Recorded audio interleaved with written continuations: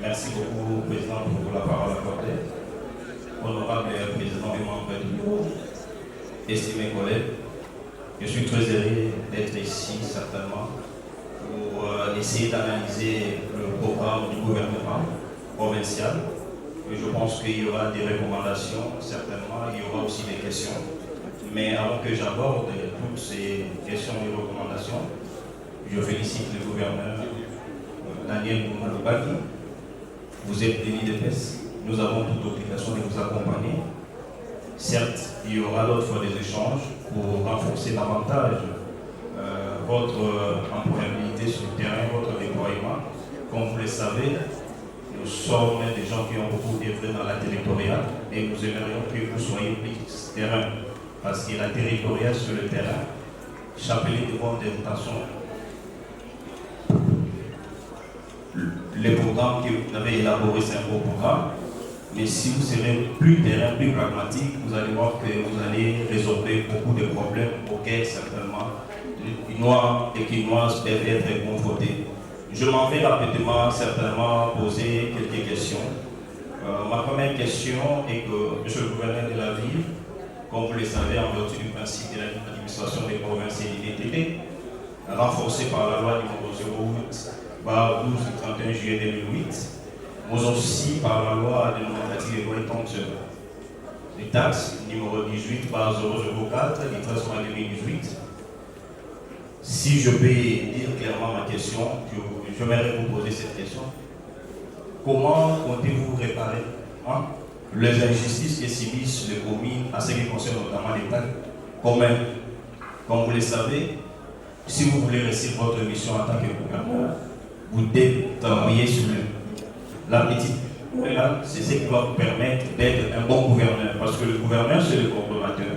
Oui, les ministres provinciaux sont là, mais il faudra certainement que vous puissiez vous appuyer sur le dépôt commerce. Et concernant ces taxes, vous allez voir, il y a notamment le taxe sur les superficies bâties et non bâties, l'impôt sur les véhicules automoteurs,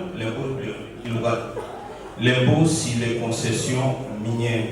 Et quand vous continuez sur l'ordonnance de nomenclature de droits et taxes et redevances, chapitre 3 de la dite loi, article 7, il est prévu que la part des recettes d'intérêts communs allouées à l'entité territoriale décentralisée plie à 40%.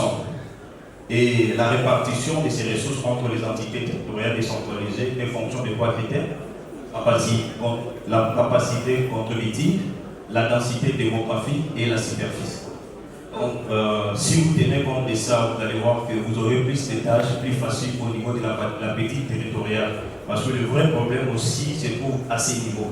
Parce que nous avons pu gérer notre municipalité de Galima pendant 5 ans. C'est parmi les vrais problèmes qui rongent notre petite territoriale. Et surtout aussi, concernant la même question sur le point B, si je peux l'aborder rapidement, il y a aussi les taxes qui sont exclusivement communales, comme les taxes de l'état civil. Mais il est notre marrant de trouver que le gouvernement provincial prélève 70% de ses recettes et il ne laisse qu'aux communes 30%. Et je me pose cette question si ce sont des taxes de la ville ou certainement des taxes des communes. C'est pour cela, sur cette question de nomenclature des droits et taxes et redevances, c'est la loi. Et je pense que dès que vous allez être avec votre gouvernement, je pense que des réunions que nous devons aborder avec le ministre pour essayer de pallier à cette situation.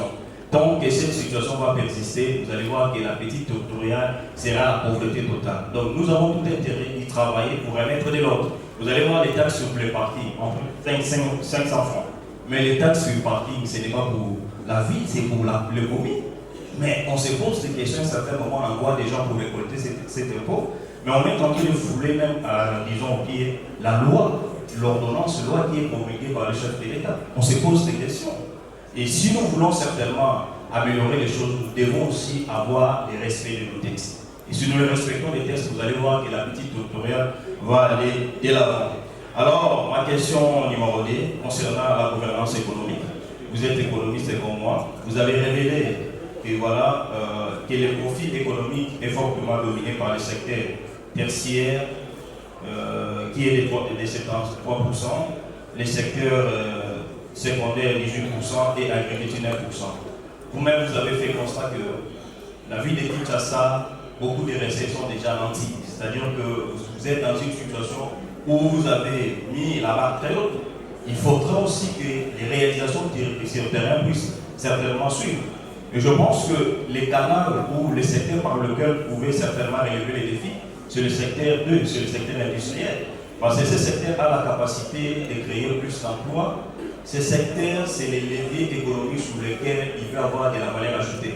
Les secteurs tertiaires, c'est un secteur qu'on dit vulnérable comme les secteurs agricoles.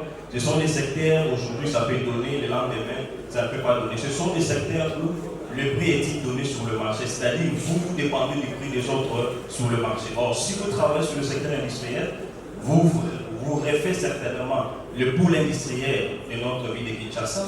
Vous allez voir que lorsqu'on crée des entreprises, vous aurez plus de prélèvements d'impôts et ces impôts vous donneront plus de moyens certainement pour étancher votre soif à ce qui concerne le problème lié certainement au vécu quotidien de Kinois. Voilà, donc c'est ça. Donc moi, ma question est comment vous allez faire pour cela, pour inverser la tendance? Parce que nous n'aimerions pas que les secteurs secondaires soient atrophiés, que le secteur tertiaire puisse devenir hyper grand. Donc nous aimerions que vous puissiez inverser cette tendance, mais nous aimerions voir comment vous allez procéder. Alors concernant la sécurité, je pense que beaucoup de gens ont plus abordé la sécurité. C'est une bonne chose, mais j'aimerais dire un élément. En dépit des actions que vous avez énumérées, à ce qui concerne notamment l'axe gouvernance, c'est vrai que le domaine de la sécurité, c'est vraiment un domaine qui relève du gouvernement central. Mais si je peux vous donner conseil, étant donné que j'ai une expérience au niveau de la territoriale, la première des choses à faire, il faudra entamer des discussions avec le gouvernement central. Dans d'autres pays, si vous voyez que les choses fonctionnent très bien sur le domaine de l'assainissement et de la sécurité, parce qu'il y a une police qui est commise uniquement à ce qui concerne l'assainissement, uniquement à ce qui concerne la répression du banditisme urbain.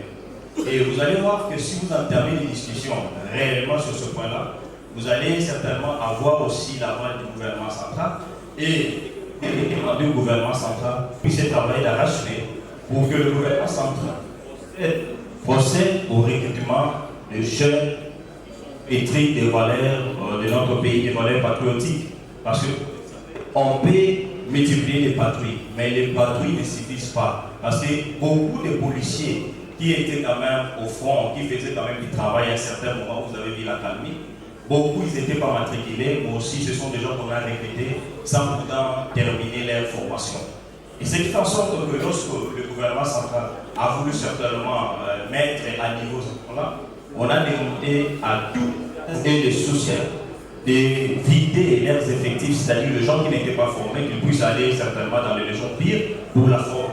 Et vous avez constaté, c'est l'élément qui était à la base, notamment des diminutions des effectifs.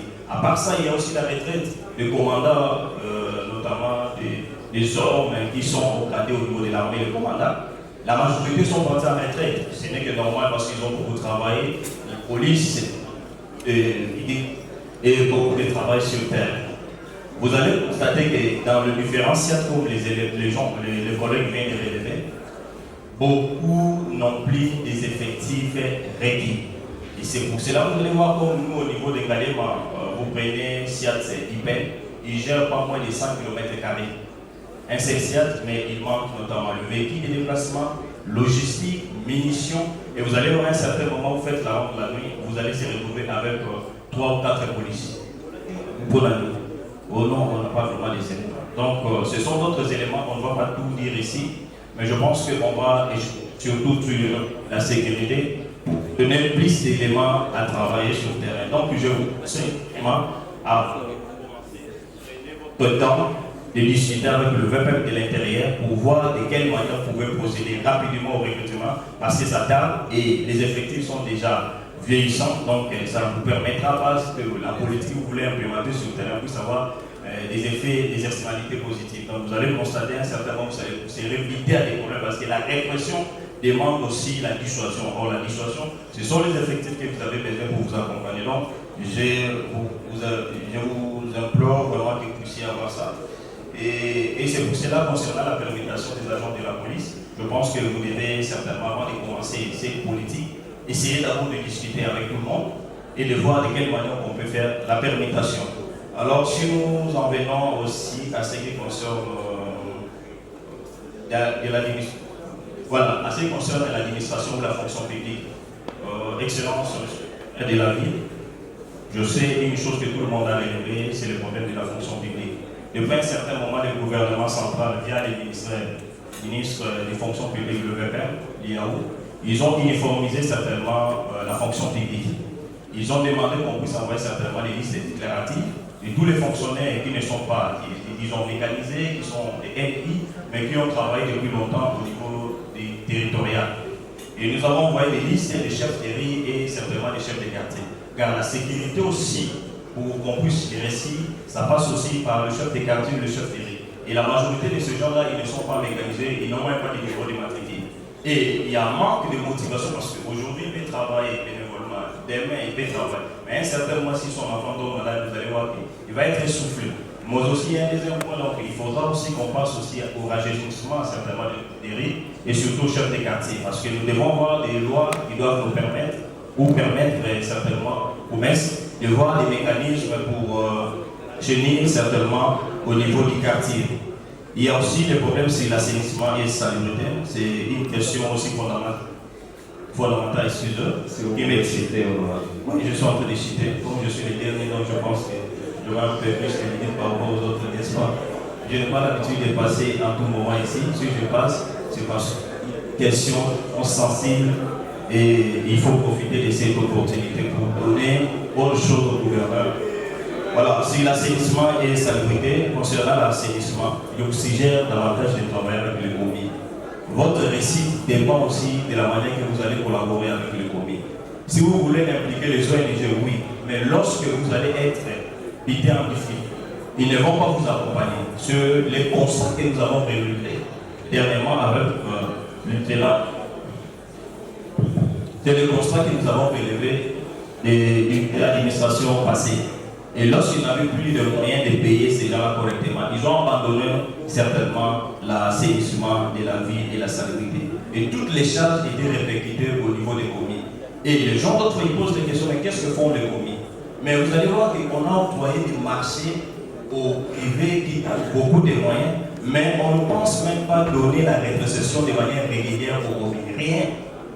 Vous allez voir que comme le commis, j'ai eu des informations depuis le début de l'année jusqu'à maintenant, ils n'ont rien touché de la rétrocession. Et vous allez voir maintenant, on demande aux bourgmestres d'être excellents. Ils vont être excellents au moins lorsqu'ils n'ont même pas les minimums pour faire les travaux d'assainissement et de salubrité. Il faudra travailler avec le gouverneur et les bourgmestres, essayer de faire l'état des lieux avec eux, et des réunions, travailler d'arrache-pied pour voir là où les choses bloquent. Mais cela ne veut pas dire, nonobstant de ça, mais cela ne veut pas dire que voilà, vous devez abandonner les privés. Les privés peuvent être là, ils peuvent aussi vous accompagner, mais la grande partie de votre action doit s'asseoir sur certainement les privés. Parce qu'ils sont aussi redevables. Mais quand vous vous appuyez sur les privés, d'autres ils ne sont pas redevables devant la loi.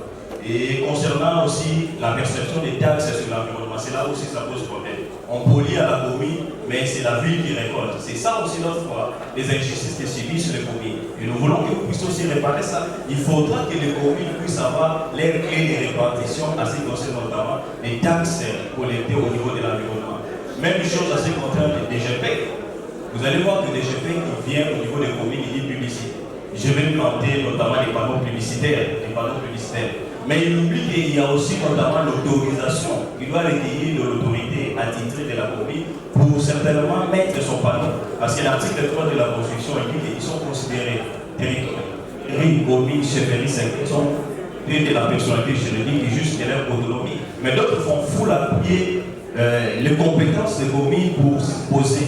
Si on veut réussir notre mission, en tant qu'élu, mais aussi en tant que gouvernement, vous avez tout intérêt de travailler dans un cadre de concertation de manière permanente. Il ne faut jamais vouloir avoir des intermédiaires. C'est parmi les choses que moi je vis. J'aime pas avoir des intermédiaires dans ma vie. Si vous voulez réussir votre mission, essayez toujours de discuter avec les concernés. Vous allez endiguer beaucoup de fléaux au niveau du terrain. Donc je vous invite plus à travailler avec les communes et les responsabilités. Surtout que nous sommes pendant une période de saison sèche. Ici, là, commune de Galema, c'est une commune de Rosy. Et vous le savez que nous devons travailler, même remettre les choses dans le monde. Je termine à ce qui concerne le problème du marché pompage. il était prévu que le marché pompoir soit déplacé là où il y a notamment les localités locales, parce qu'on doit exproprier tous ces gens-là pour construire un marché moderne, pour éviter que nous puissions assister à des problèmes très inquiétants de fluidité des biens des personnes au niveau de la repompage. Mais là où on nous avait proposé, les sommes étaient plus ou moins de 500 000 $, et le gouvernement avait un peu de difficulté. Mais je pense que nous allons beaucoup collaborer sur ça pour certainement faire en sorte que le marché des pompages ne soit pas transféré au niveau des Mongafula.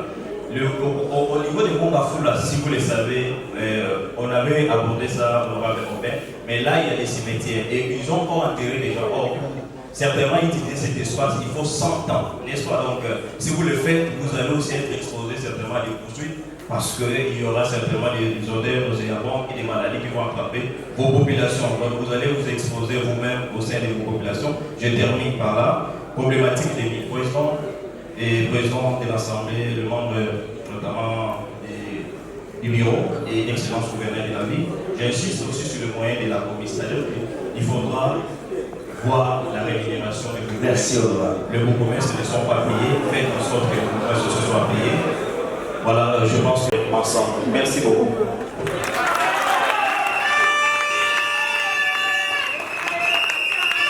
Merci à Philippe. Et nous ajoutons Dieu merci.